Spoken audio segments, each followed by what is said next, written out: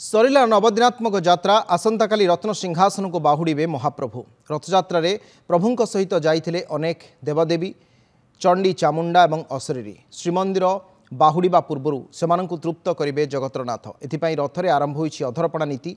तीन रथ उपरे महाप्रभुंकर मंगल आलती मैलम तड़प लगी अवकाश सकाल धूप सहित अन्यान्य नीति बढ़िबा परे होइछि अधरपणा नीति। परंपरा अनुजाई तीन रथरे श्रीविग्रहंकर अधर पर्यंत लंबित तीनोटी तुम्बाकार हांडी रे प्रस्तुत करा जायथाय पणा। स्वतंत्र भाव में बड़ ओडिया मठ राघवदास मठ और श्रीमंदिर प्रशासन पक्षर प्रदत्त छेना छाची क्षीर सर गोलमरीच कर्पूर जायफल कदली प्रभृति को मिश्रण करा जाई पणा प्रस्तुत करा जायथाय। सिंहद्वार सम्मुख छाउड़ी मठर कूअरु पाणिया आपट सेवक पणा पाई पानी जोगाई देइथांती।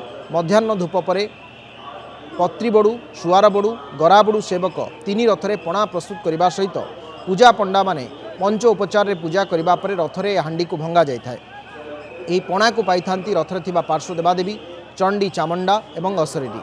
रथर यही अंतिम नीति सारी आसंता काली नीलाद्री को बाहुड़े नीलाद्रीनाथ।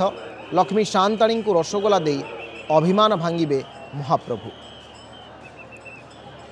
दानव गंधर्व जिते सब अच्छा समस्त शांति विधान पाई गोटे विशेष नीति जहाँ को अधरपणा कह जाए। तीनोटी लेखे स्वतंत्र तुम्भकार जहाँकि सदृशर हांडी मध्य दुर्लभ पदार्थ जहाँ को छाची चीनी नबात सर क्षीर छेना कदली ये सब होती दुर्लभ पदार्थ को एकाठी करी प्रपान अर्थात होती गोटे पणा जहाँ को आम साधारण भाव में बुझीपर।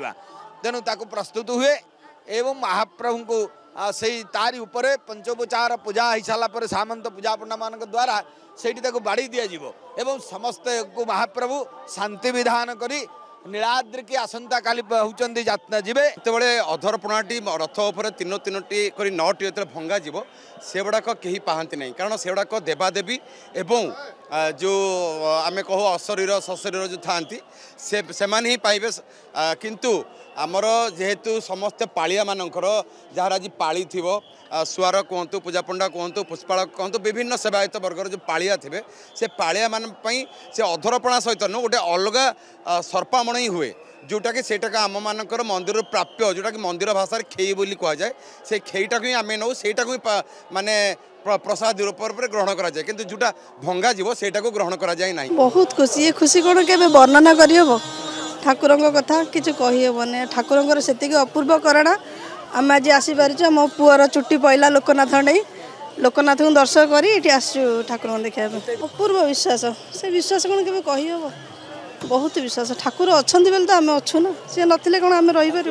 बड़दान को आसिक भारी खुशी लगुच आम जिते देउल भितर को आम जाऊ तीन ठाकुर को भी आम देखा दर्शन मिलेनि ये दिन जाक आइले भी रहिले भी माने एत आनंद खुशी कहियार सरे ना।